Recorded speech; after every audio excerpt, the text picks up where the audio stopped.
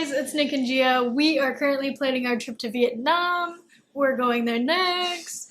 And Vietnam recently just opened up their eVisa to 90 days. In recent years, they lowered it back down to 30, but on August 15th, it's back up to 90.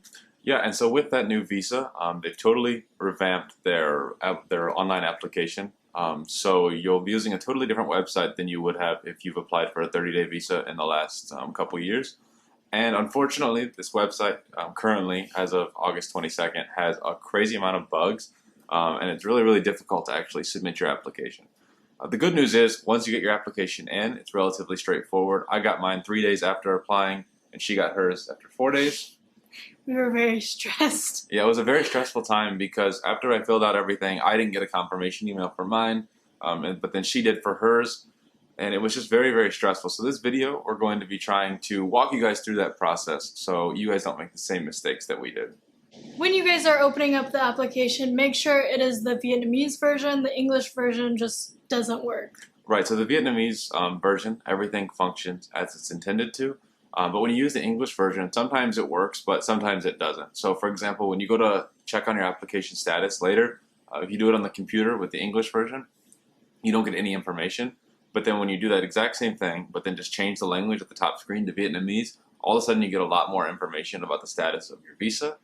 So that's something to really consider. The best way to do it, in my opinion, is to just pull up the Vietnamese version on one side, the English version on the other side, and read the English, and then just input your information directly onto the Vietnamese side. I think that's probably the best way to go about the actual application itself. And then once you submit everything, if you don't get a confirmation, don't freak out. I didn't either.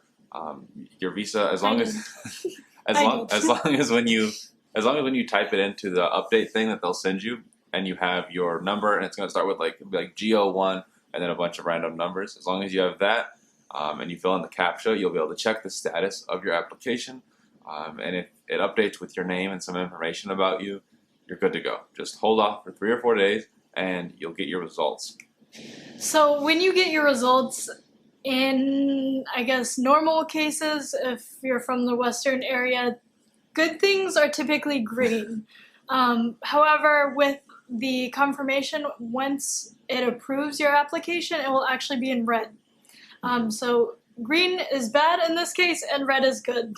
Right, and so we never actually saw what it looks like to get declined, but when I went into my portal after I'd gotten accepted, it was all just these huge red letters, and I was pretty scared that I got rejected for it, but after translating it, everything was fine.